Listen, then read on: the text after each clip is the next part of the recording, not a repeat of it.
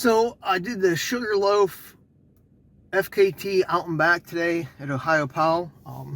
It was about, I think I got 11.7 miles. It's supposed to be like 11.6. I think like supposed to be 1,800 feet of gain, but I got right under 17. I think I got like 16.6 or something. So I mean, it's going to be off like different GPSs and whatnot. It wasn't difficult. It was supposed to be a lot rockier, I think, than Sugarloaf, or I mean Bogman, but Sugarloaf was not actually that bad. It was definitely sloppy and muddier. You still start at like the train station, like the middle of the train station at Ohiopyle parking lot, and you go down the gap trail for like a 10th ish. And then the Bogman and Sugarloaf trail is on your right, Bogman's on your left, Sugarloaf is on your right. Once you get onto the trail, I would actually say Sugarloaf is a lot more runnable, especially early on. Seems flatter. I don't know if it really is. I'd have to look at the stats, but I remember Bogman, I'm gonna get these confused. It seems like you were climbing right away, where Sugarloaf, there was a quick little climb, but then it was like flat, runnable climb, but it was sloppy. So like the first 1.7 miles ish and the last 1.7 miles, because it's an out and back, was wet and sloppy. There was no snow on the ground today, thank goodness. It was high 50s today. I think maybe 58 when I got here. Could be wrong. I just know I wore a cutoff and just a hat, compression shorts and calf sleeves. I forgot my damn shoe gaiters today. Kind of pissed me off. Would have saved my ankles a little bit of mud, but whatever. But that first 1.7 miles is definitely wet and sloppy. There was a lot of standing water on the trail. There was no way to get around it. I tried to on the way out, some tiptoe around the edge, skirt it, but on the way back I just went right down the middle of it just to save time and energy. Just be careful on the way out in that 1.7, because there's a couple little wooden bridges by like old railroad tie type things, but you really can't see them until you're on top of them, at least right now. This is what, February 26th, so the trail isn't heavily used. Maybe once it gets used a little bit more, it'll be a lot easier to see, but there's some gaps in the one is like missing half one, and right as I was going to step, I saw like an opening in the ground. You just think it's ground until you go to step, and then you see, oh, it's one of those little bridges, and here's a gap. So just be careful of that. There might be 3 or 4 total, but I know there was 2 definitely good ones that you really didn't see until you're on top of. And it was a little rocky, rooty in that first 1.7, and then he's climbed a little bit. But in your climb, there was a couple little like S turns and quick little loops around. So you do have to be careful of that, or you're gonna miss the turn, because you actually could probably go. I think you actually could go straight and avoid the S's, but you don't want to do that because that's not the real FKT. So you just have to be cognizant of that, like the big looping S's back on the trail. Like if you would have went straight, you probably would have knocked off a couple tenths, because there's S's. You might go in to the left, and you might go like a whole tenth or so, like looping around, and then pop out like 20 yards up the trail from where you just went in at. So there's a couple of those. Other than that, I was waiting for like a huge climb. There was, I think it's about 2 miles in. I think it's where there was a good one. The legs did get a little burny, but I powered through it. I might stop for like 4 or 5 seconds there, just as my legs started to burn, and then I recovered and went again. But the incline looked a lot worse in the GPX file than to me it actually was. I don't know if it was more because it was more condensed into the like my phone screen or what it was, but they didn't seem awfully bad. But again, you were basically climbing the whole way out. It's just the difficulty of it in the different sections. But for the most part, I would say over half of it was double wide, or it seemed double wide and not single track. But again, very runnable. And then probably about mile 3.5 to 4, it did get sloppy again as you're climbing, like right before the grassy part. Well, I guess it was like there's a lot of rocks and stuff exposed, and it was definitely sloppy and muddy, so you're just running down through puddles, slipping and sliding a little bit, and then it gets grassy till you get to the sled, and then sled hill. I did walk the sled hill because that was probably the steepest part of the whole FKT, was the sled hill itself. I just said to myself, you're ahead enough right now where just save your legs and just walk this, because you still don't know what's ahead of you. Even though my watch only said like 200 feet a gain left at that point, so I've already done like over 1,000 feet, I think. I don't know what the stats were. I gotta remember, look at stuff later, but so that was the steepest part, and I just said save your legs there. But then once you get to the top of that sled hill, it levels back out, and there's some grassy section where you can just like turn and burn out to the turnaround spot. I know I took a clip out there and some quick couple pictures of the stats. And then as I was coming back, I was videoing, fucking tripped. So that's like on the end of the one clip, I just like fell forwards. Luckily, it was in that grassy section still, or else I probably would have got scraped up and hurt pretty bad. Phone actually took brunt of it on my left hand. And then I just, on the way back, I was turning and burning. I figured, I think it was 52 minutes at the turn, is what I can remember. So I had a lot of time to beat the FKT. The FKT was 2 hours and 13 minutes and some seconds. I used my Pace Pro today, and I set it for 2:05. And I was figuring, all right, that's like an 8-minute cushion, because I don't know the trails. They said it's rockier and muddier than Bogman, so I was expecting it to be a little bit harder, especially with the incline, and then being 11 miles.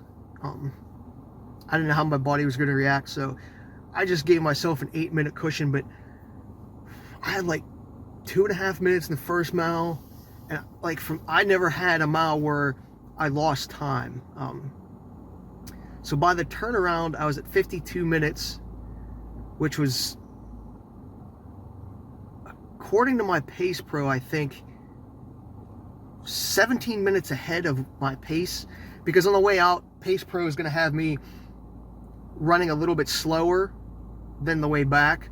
So like, I think some miles were like supposed to be like 12-minute miles, and I was doing like 8s or 8.5. So I was really banking some really good time on the way out. Just because the Pace Pro takes into consideration the elevation. Like it's not going to know the terrain, but it's going to know the elevation. So on the way back, that same mile that might have been 12 might have been like an 8 or 9 on the way back, just because you're running downhill and not uphill. So on the way out, I had like a 17-minute cushion at the turnaround. Again, I had 52 minutes. I was shooting for 2:05. So if you doubled 52, that's an hour 44, I think. Yeah, 8. Yeah, we'll just say an hour 44. Like if I maintain the pace on the way back. So I was definitely ahead of that. And then 17 minutes, you double that, that's what, 35 minutes. And that's actually what I did. I actually came in 35 minutes under the current FKT till I submit it. I did an hour and 38 I think is what it was. So 35 minutes under the FKT, which I just blew it away. Like, I was not expecting that. I was hoping for maybe 2 hours, like that 2 hour to 2:05 range, but anything under that was a huge bonus. And then for me to do it in an hour and 35 or hour and 38 was just ridiculously amazing for me. I felt really good today. Like, my legs just wanted to go and they wanted to run. Like, my trail vision was on point. So like the way back, as I said, instead of skirting some of the water, I just ran right down through the middle, and I didn't have to use my watch as much on the way back. I felt more comfortable not using the navigation, and I felt like the way back the trail was a lot easier to read than the way out. So that definitely played a part in it as well, like being able to run faster without having to worry about if I'm going the right way or wrong way. Then there's that. But I did have to be careful, because when I was running down the middle with some of the sloppy shit, I was slipping and sliding. I didn't want to twist an ankle and get hurt, because like I said, every mile I was clocking more and more time off the current FKT. Like, I was like, oh man, I'm like, well, my Pace Pro. I was going off a Pace Pro, so I know I was like 20 minutes. So I was like, like when I first did the turnaround, I got to the turnaround, I was like, all right, maybe I can hit 20. I was like, that'd be amazing if I can, like, you know, hit 20 minutes under my Pace Pro. But I think I ended up finishing like 25 minutes under Pace Pro, which would have gave me that 35 minutes under the current FKT. Like I said, I just felt good today. I think it's still beatable, very beatable. Like, a really good trail runner could still put some time under it, but it'll be tough. It all depends the conditions too, because like the weather today, like that being 58 degrees, which is perfect running weather. Even though the trail was wet and sloppy in spots, but just that perfect temperature where you're not overheated the whole time, and you can breathe pretty good. And again, I just had one of those days where, like, I'm sort of running at runner's high, so that helped a lot. I just overall just felt good. So it would take a pretty good effort to beat it. It's still beatable though. I could probably knock a few more minutes off, knowing the trail and what to expect now, but really have no desire to. Luckily, as I was pulling in stretching, I had to go to the bathroom, and luckily the train station was open today, so I saved myself a poop on the trail, because I did take a couple napkins. Otherwise, that would have slowed me down. That might have cost me probably like 10 minutes today of time, because I would have had to restart my, you know, once my legs would have been sore, I probably would have been done. Not having to stop today for anything, like even pee or even take a bunch of pictures. Like when I took a clip of pictures at the turnaround, I was like, bam, I'm done and gone again. I wasn't pissing around today like I've been at some of the other FKTs. So my legs weren't getting sore, stiff, or tightening up. I just kept going, which helped tremendously knock a lot of time off. I don't know, it was a good FKT, good route. Definitely can connect a lot of trails and make it a loop if you really wanted to. So I think, so if you, today was Sugarloaf, you definitely can connect the Bogman and come back down and make it a big long loop. Or even jump over and take that Macoun trail that I took the other day. You could play with, connect a couple of these trails and make it really long, or nice long day, or make it a loop where you don't have to run the same part over on the way back. So check them out. But I know afterwards I ran 4.3 on the Gap Trail just to get some more miles in. My legs felt like shit. Just that couple minutes I came back to the car, when I got back to the car after I finished the FKT in the parking lot here, I drank some vitamin water, took a couple minute break, and I started going again. My legs were just stiff, and they're just like, all right, you're done now. So it was definitely a struggle. I was running slower on the Gap Rail Trail than I was on the Sugarloaf Trail, if you can believe that. That's just how my legs felt after they tightened and stiffened up. So there's that. But I got the FKT by 35 minutes today. I'm very happy and proud of that. And on to the next one. All right, down here at Ohiopyle. Once again, going to do another FKT. I'm going to do the Sugarloaf. As you see, I'm about the middle of the parking lot here. I'm going to get started here in a minute. Stretch out a little bit more. It's about 11.6 or something miles with 1,800 feet. Don't think I've ever really been on these trails. I'd have to wait to see, but it's an out and back. Kind of tired today. So we'll see how it goes. All right, I'm coming up to the turnaround. Right about now, a couple feet.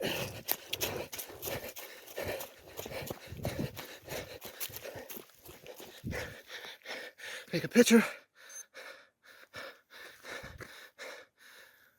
Whew. All right, now I'm heading back. Let's see.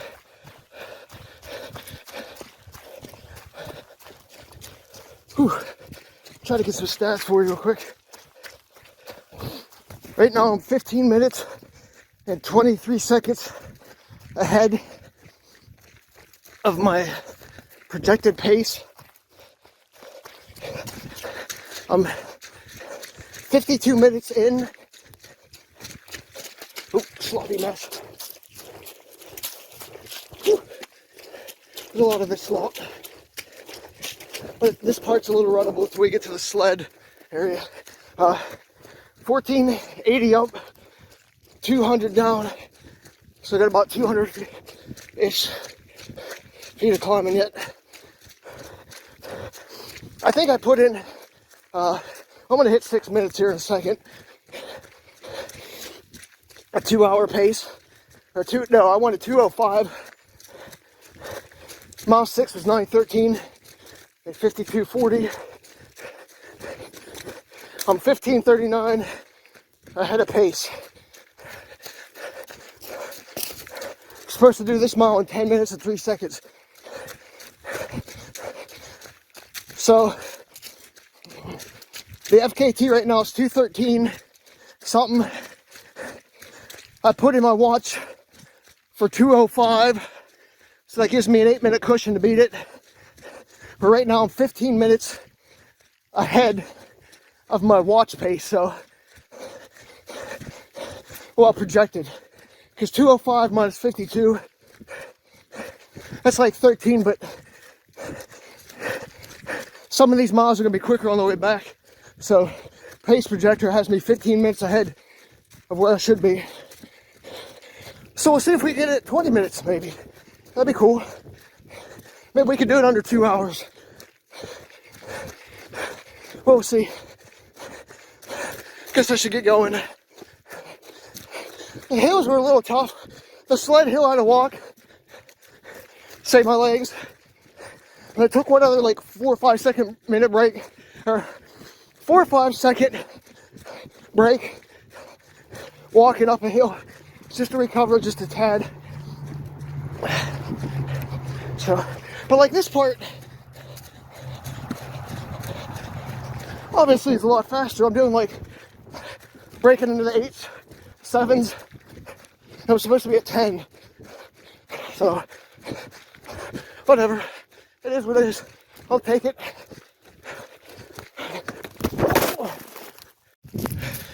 Alright, so obviously I just fucking fell. That was a good slide. So maybe I should not video and actually start running, because it does get sloppy the last couple miles, and that downhill is really going to trip me up. So, all right, enough for this shit for now. All right, I just came off the Sugarloaf Trail. I'm like 25 minutes ahead. Got about a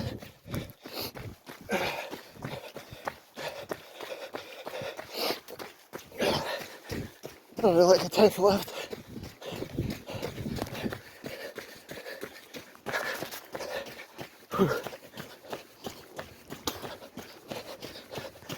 Oh, I crushed it today. I'm soaked though. Back of my legs are completely soaked from the mud and mud puddles. Whew.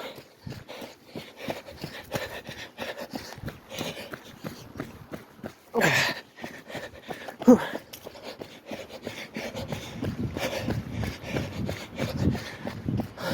That wasn't bad. It was a lot easier than I was expecting. There's your boaters only beyond the sign. And there's that big rock. And my Subaru is about the middle of the parking lot. That's where I'm quitting.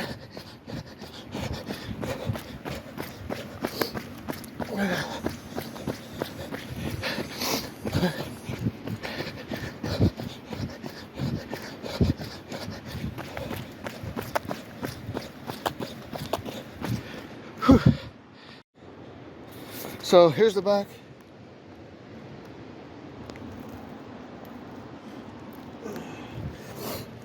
I got mud from when I fell. It's pretty good. I don't know how I didn't get hurt, but it was the perfect spot to slide. My watch says, let's see here, I think it was like an hour 38 minutes. Shit, let me try to do the math. So FKT was 2:13. So it's 1:38:38. So 22 plus 13, 35 minutes under the current FKT till I submit it. I fucking crushed it. I was flying. Pace Pro, I had my Pace Pro set at 2:05. I thought I could do better than that, but I just wanted that 8-minute cushion because I didn't know the trail. But actually did whatever. So 35 minutes under. Really crushed it. Like I said, I was just flying. It was a little muddy, but actually first 1.7-ish I don't want to say muddy, but it was wet. It was like puddly / mud, so you were slipping both ways. So the last 1.7, a little bit in the middle, but ran the hills pretty damn good, a lot faster than I was expecting. So whatever, another FKT in the books.